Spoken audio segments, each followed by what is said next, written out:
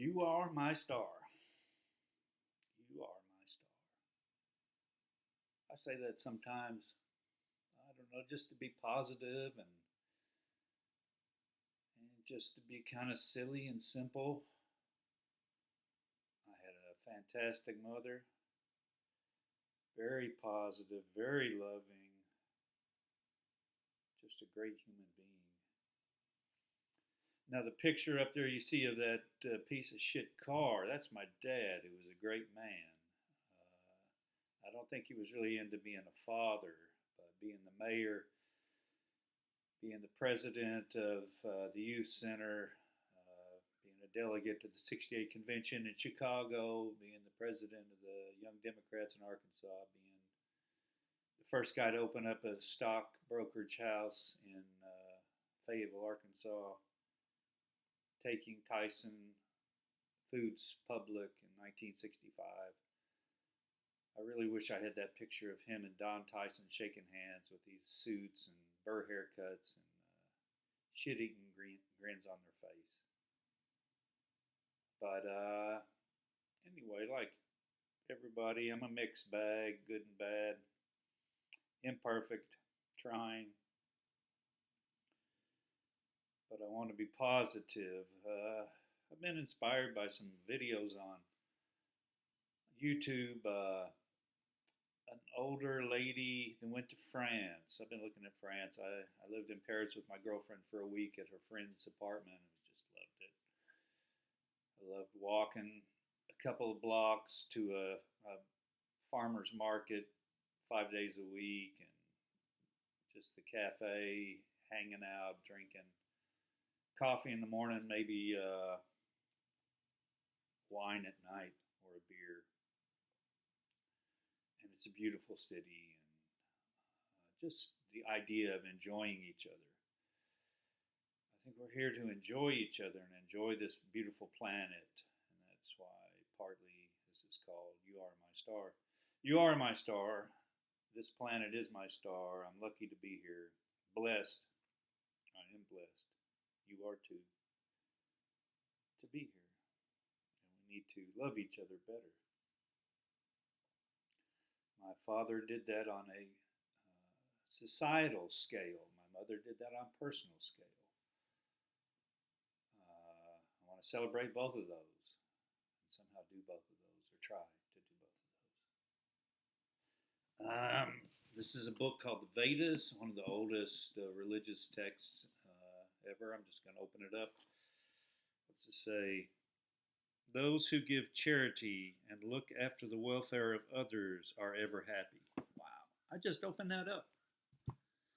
That's 4,000 years old, 4,500. I don't know. I don't want to be in a religion, but I want to learn from great philosophy and spiritualism. This is a divine place. It's unbelievable how the universe came about and what the universe is and who we are. It's grace. It's you have to be spiritual, just in awe of all of that, including ourselves. So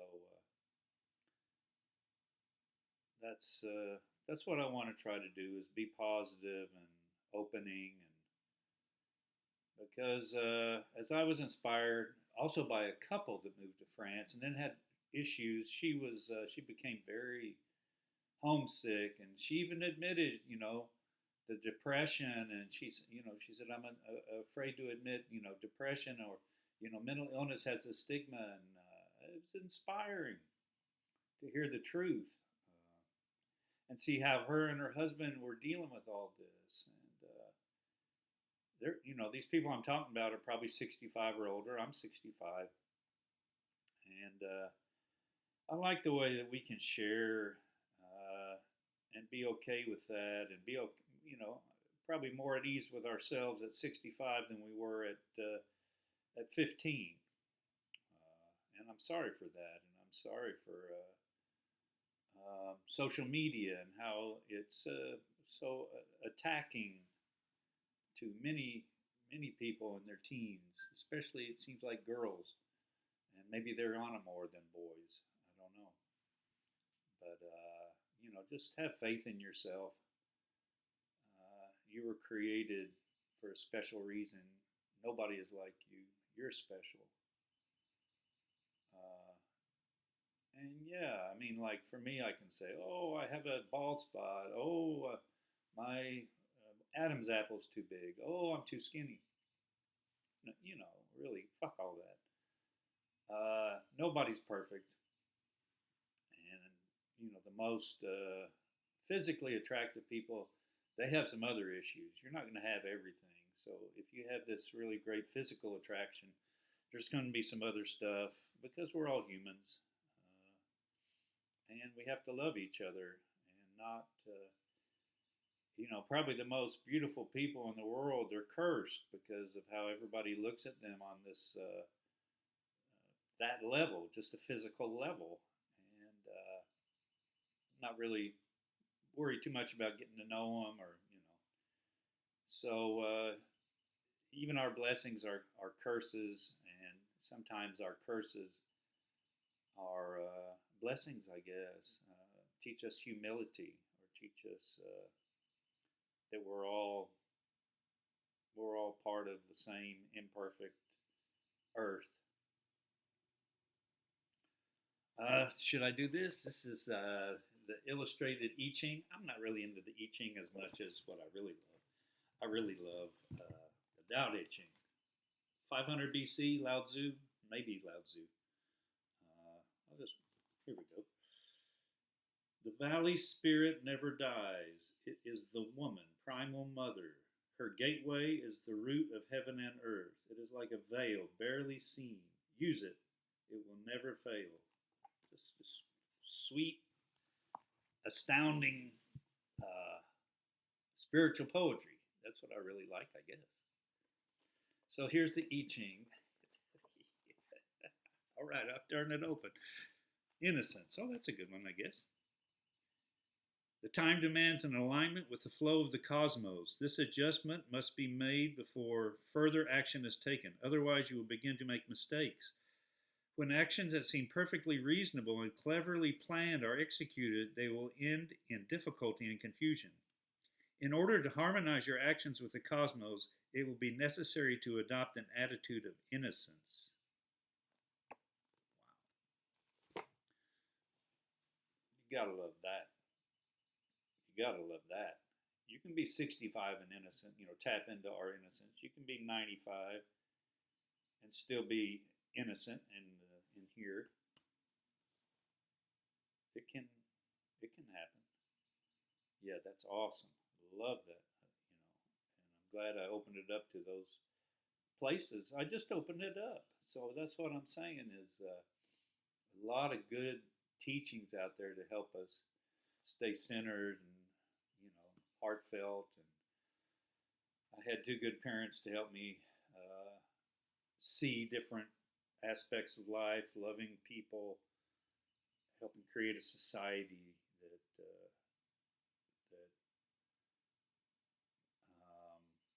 helps blossom equality and love,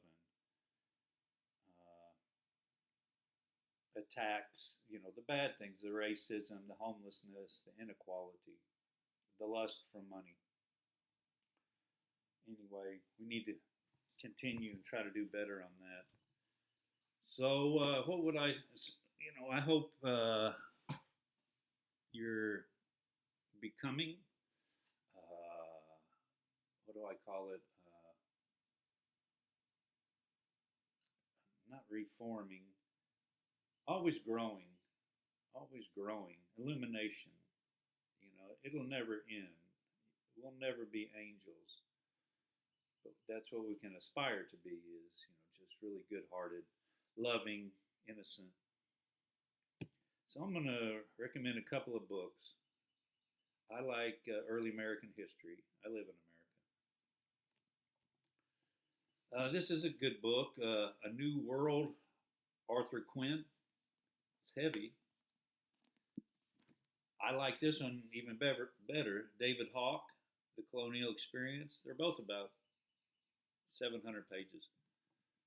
And I think before we study, I taught U.S. history in high school. I think before we study U.S. history, we have to go into into Native America, um, and the Native Americans, and past that, the colonialism of the French and the British and the Dutch and the Spanish. We have to look at what happened for hundreds of years before this America became. And the colonial experience is really good at that. Uh, the new A New World is a little heavier. So many massacres. I really got tired of the massacres. It's hard to read, and I didn't read some of it because of that. It was more grotesque and maybe realistic. I don't know. But some of the terrible, this is a bloody land. Probably most land in this on this planet has been bloodied by the violence of human beings against other human beings and nature. So it's sad, but it's good to try to know and understand what was happening here in the 1500s and 1600s and 1700s, because that was a foundation that the United States was built upon. Hell, not almost until 1787 the Constitution was passed, but not really finalized till 89. I mean, almost 1800. A great book on the Constitution, Miracle at Philadelphia, Catherine Drinker Bowen. I really like the way she writes this.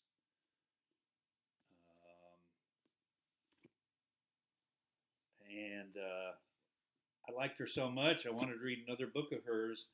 And I didn't really like other things that she had written, so I tried, what's the guy's name? Francis Bacon. Francis Bacon. Kind of interesting. Well written. I like the way she wrote it. But this is, Miracle at Philadelphia. We should be looking at that in schools. And another great one, Plain Honest Men. This is, I don't want to say heavier, not as entertaining. It's not as entertaining. And a little more than halfway through that one, but love it. It's great. I want to understand the Constitution. A lot of it was small states trying to stand up for equality of, if you're in this little state of Delaware or New Hampshire, it's like, look, in the Articles of Confederation, we all had one vote. And now you're talking about, representation by population. And New York and Virginia and Pennsylvania are going to run us over.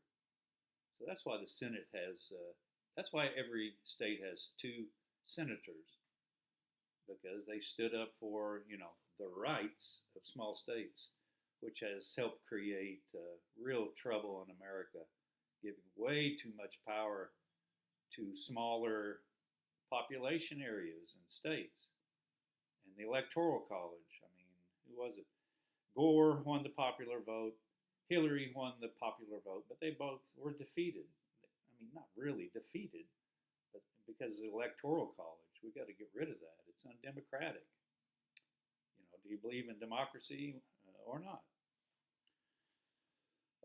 The last thing I think I'll talk about is just trying to become, I don't know, it's not a better person, but following challenges or interests. So I want to read more of some of the best writers. I love Joyce because he's just the best. I'll open up this. It's really little. Okay. He was in John Henry Menton's, and then he went round to Collins and Ward's, and then Tom Rochefield met him and sent him around to the sub-sheriffs for a lark.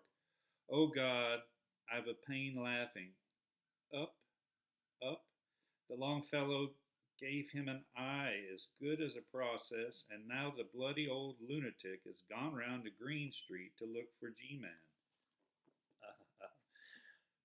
hard to understand, but his control of the English language, I think, is unparalleled.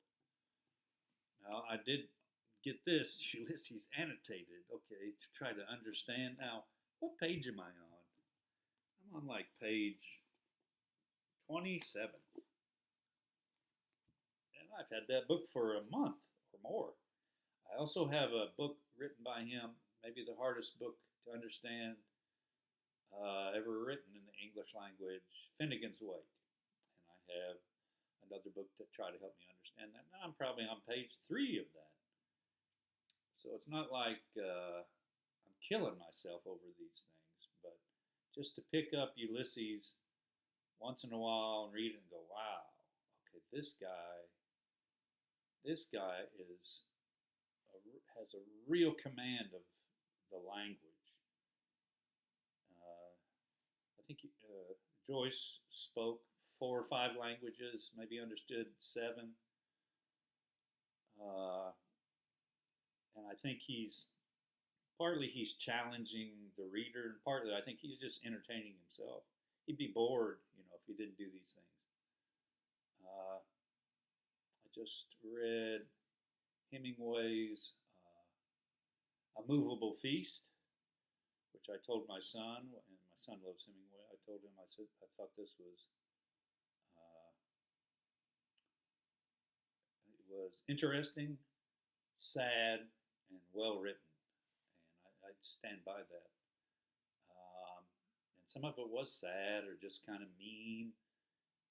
He wasn't the happiest camper, married 4 times, uh, but well written. And I don't want to read about war. A lot of his books are about war. I don't think I want to read those. So I ordered his book on his short stories. I'll try those. I finished The Great Gatsby not too long ago and enjoyed it. I think it's 9 chapters. I enjoyed it up to chapter 7. And after that, it got a little too melodramatic and strange, but very well written. Um, I studied a lot of authors when I was in my late 20s. I'd go to the university library downstairs and just get a bunch of books by some of the greatest authors, I thought, and some bibliographies, and a lot of them were alcoholics and just kind of unhappy people. And I don't want to. I believe in human beings. I believe in our hearts and love and our innocence and divinity. We have that. I don't want to go down the rabbit hole of darkness and sadness and everything's worthless and we're worthless. That's bullshit. I think that's bullshit.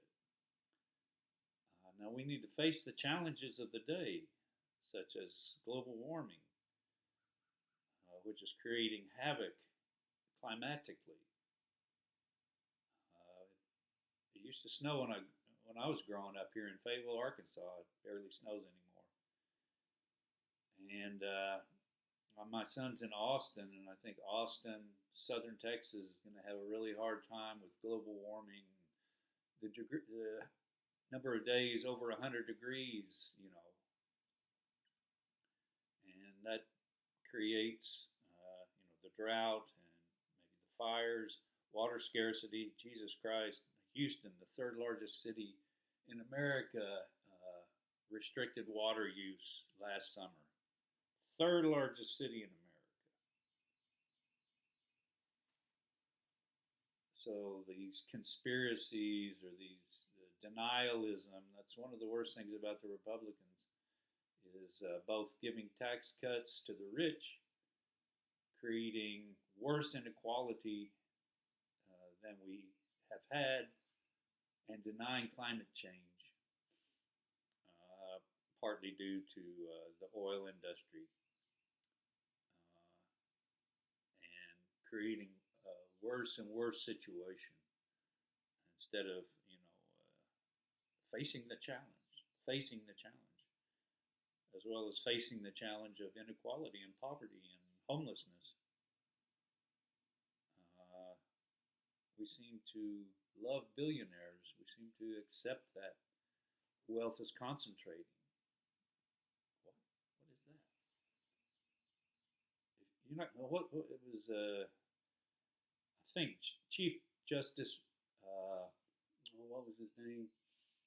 About 100 years ago, Brandeis. Who said you can have concentrated wealth or democracy. You can't have both. You want to concentrate wealth? Well, you're going to have an autocracy or a plutocracy or an oligarchy or a monarchy, or you're going to have a destructive community of avarice and greed, or you can have democracy where we really try to love each other, take care of each other, not love money, not love materialism, and try to be good stewards of the planet, respect the planet, love the planet, respect each other, love each other, take care of each other. Brothers and sisters, I love you. You are.